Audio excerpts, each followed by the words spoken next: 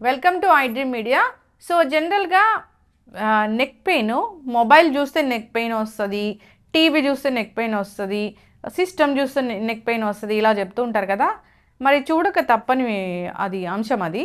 So అయితే చూడాలంటే ఎట్లాగా మనం ఎలాంటి జాగ్రత్తలు తీసుకోవాలి, ఏ పొజిషను, ఎంత డిస్టెన్సు ఉంటే కనుక మనకి నెక్ పెయిన్ రాకుండా ఉంటుంది, పూర్తి వివరాలు తెలుసుకుందాం. మనతో పాటు ప్రముఖ ఫిజియోథెరపిస్ట్ భానుపూర్ణిమ గారు ఉన్నారు. మ్యామ్ నమస్తే అండి. నమస్తే అండి. సో జనరల్గా మొబైల్ ఇట్లా చూడాలి ఇది చెప్తున్నారు. టీవీని అసలు అన్అవాయిడబుల్ థింగ్ అనమాట అది. ఇంకా సిస్టమ్స్ అంటే మన ఫుడ్ సిస్టమ్ లేకపోతే, వర్క్ చేసుకోకపోతే ఫుడ్ ఎక్కడి నుంచి వస్తుంది.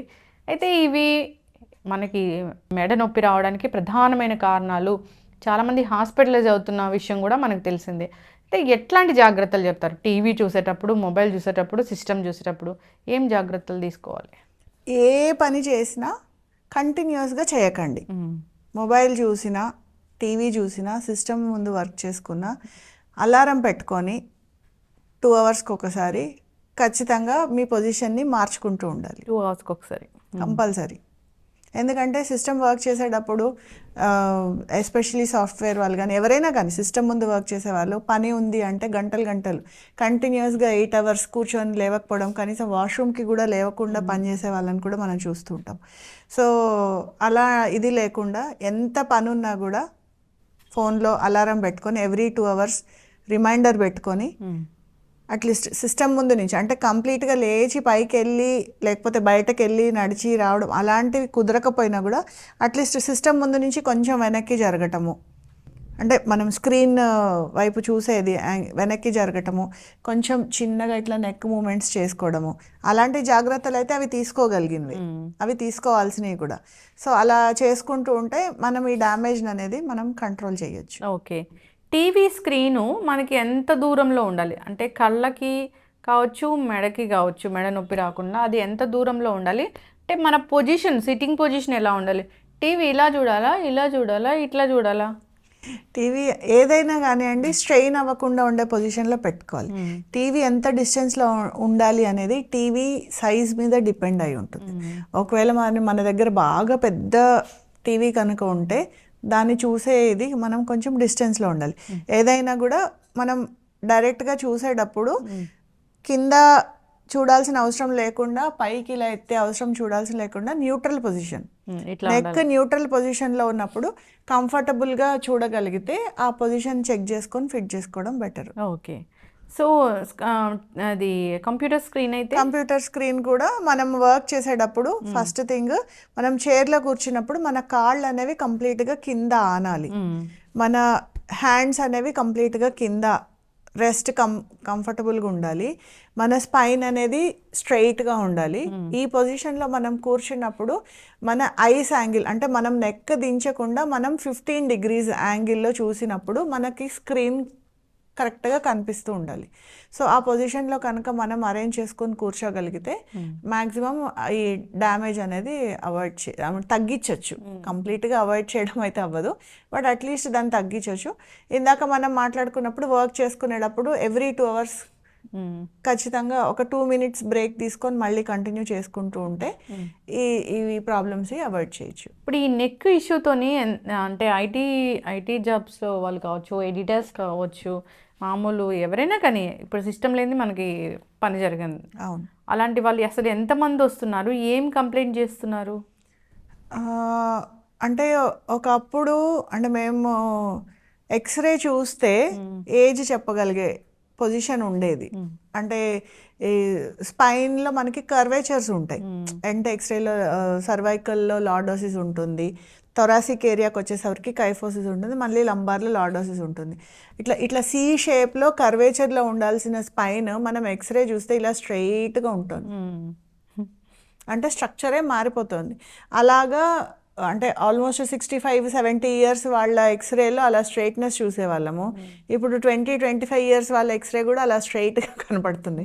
సో అది మాత్రము చాలా డ్రాస్టిక్గా చేంజ్ వచ్చేసింది. అందుకని ఏంటంటే యంగ్ పీపుల్ ఎస్పెషల్లీ సిస్టమ్స్ ముందు వర్క్ చేసేవాళ్ళు ఖచ్చితంగా స్పైన్ గురించి పట్టించుకొని జాగ్రత్తలు మాత్రం ఖచ్చితంగా తీసుకోవాలి. అండ్ ఇంకొకటి డ్రైవింగ్ చేసే వాళ్ళు కూడా సో ఈ జాగ్రత్తలు మాత్రం తీసుకోవాలి. ఓకే. ఈ మెడ నొప్పి ఉన్న వాళ్ళకి మన జనరల్ సింపుల్ ఎక్సర్సైజ్ అంటే ఏమైనా ఉందా మ్యామ్? సింపుల్ ఎక్సర్సైజ్ అంటే ఎక్సర్సైజెస్ అన్నీ సింపుల్గానే ఉంటాయండి. మెడ నొప్పికి సంబంధించింది కదా, ఏదైనా కూడా కూర్చొని చేసుకునేవే, నించొని చేసుకునేవే సింపుల్ ఐసోమెట్రిక్ ఎక్సర్సైజెస్ అంటాము. అంటే కూర్చున్న చోటనే జస్ట్ ప్రెషర్ తోటి నెక్ తోటి ప్రెషర్ అప్లై చేయడం. సే ఫర్ ఎగ్జాంపుల్ ఇట్లా గడ్డం కింద చేపెట్టి హ్యాండ్స్తో ప్రెషర్ అప్లై చేస్తూ మెడని ఆపడం, అట్లాగే వెనకాల చేతులు పెట్టి ఇట్లా ప్రెషర్ అప్లై చేయడము, ఇట్లా సైడ్కి ప్రెషర్ అప్లై చేయడం, ఇట్లా సైడ్కి ప్రెషర్ అప్లై చేయడం, ఇలా కూర్చొనే చిన్న చిన్నగానే చేసుకోవచ్చు. అప్లై చేయడం అంతే. అంటే ప్రెషర్ అప్లై చేసి మనం అంటే తిప్పడానికి ట్రై చేయాలి, చేత్తో ఆపాలి. సో ఇక్కడ మనం పెట్టాం కదా, మీరు ఇటు చూడడానికి ట్రై చేయాలి, చూడడానికి ఇటు చూడడానికి ట్రై చేయండి. ఈ హ్యాండ్ పెట్టారు కాబట్టి ఇటు సైడ్ చూడడానికి ట్రై చేయండి, చేత్తో ఆపాలి. మీకు ఎక్కడ ప్రెషర్ పడుతుంది అనేది పాయింట్ మీకు అర్థమైపోతుంది. నాకు కూడా మెండిపోయింది అయితే తిప్పలేకపోతున్నాను కదా. సో అలా చిన్న ఎక్సర్సైజ్ లెస్ దెన్ 5-10 minutes కూడా పట్టదు. ఇలాంటి ఎక్సర్సైజెస్ రెగ్యులర్గా చేసుకుంటూ సిస్టమ్ ముందు కూర్చున్నప్పుడు కంటిన్యూస్గా ప్రొలాంగ్డ్ ఇది లేకుండా చూసుకొని చేసుకుంటే మ్యాక్సిమం ఈ ప్రాబ్లమ్స్ నుంచి అవాయిడ్ చేయొచ్చు. ఓకే. మళ్ళీ మనం ఇంకొక ఎపిసోడ్లో చాలా పెద్దగా ఎక్సర్సైజ్ ఎలా చేసుకోవచ్చు ఏంటి పూర్తి ఎక్సర్సైజ్ గురించే మాట్లాడదాము.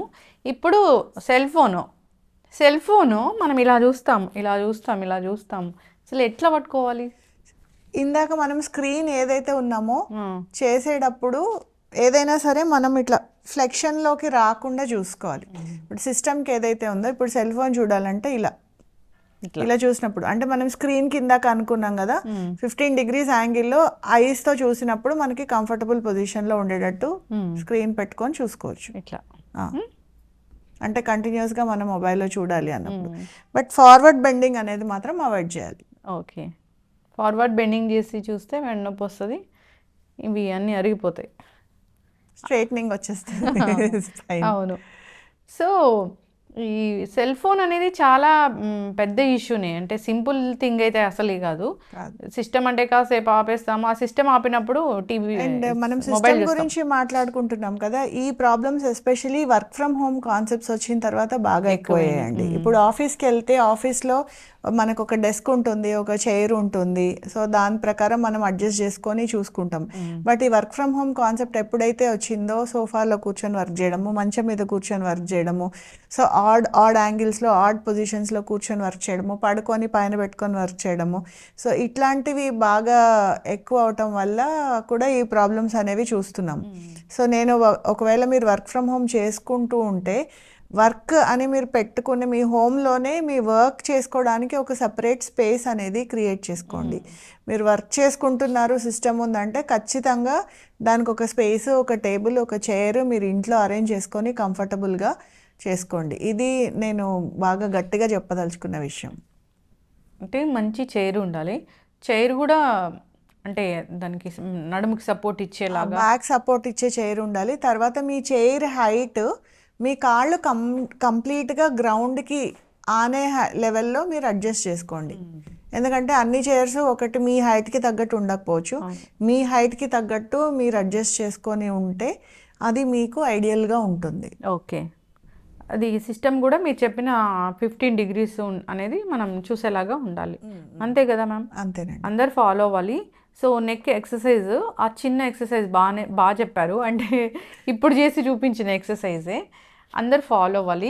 ఇంకా మనం డిఫరెంట్గా ఎక్సర్సైజ్ ఎలా చేసుకోవాలి, నొప్పి వస్తే నొప్పి రాకుండా ఇలాంటివి మనం చెప్దాము. చాలా చక్కటి ఇన్ఫర్మేషన్ మ్యామ్, ఫాలో అవ్వాలని కోరుకున్నాం. ధన్యవాదాలు. నమస్తే. And for more videos, please subscribe to iDream. Please subscribe to iDream. Please subscribe iDream. And please subscribe to iDream. For more videos, subscribe to iDream. please like, share and subscribe to the channel. Congratulations, iDream. Subscribe to iDream. Subscribe to iDream. So subscribe to iDream Media. iDream ki iDream team andarki huge congratulations. Please subscribe iDream Media. Please subscribe to iDream. Subscribe iDream. Please subscribe to iDream. iDream అంటే నా కళల ఛానల్ను subscribe చేసుకున్న నోరు తిరుగుతలేదు, మీరైతే గంట గుర్తు కొట్టండి. For more such videos, please subscribe to iDream. Subscribe to iDream. Please subscribe to iDream. Please subscribe iDream Media. Please do subscribe to iDream. Please subscribe to iDream Media. For best entertainment and information, please subscribe iDream. And don't forget to subscribe to iDream.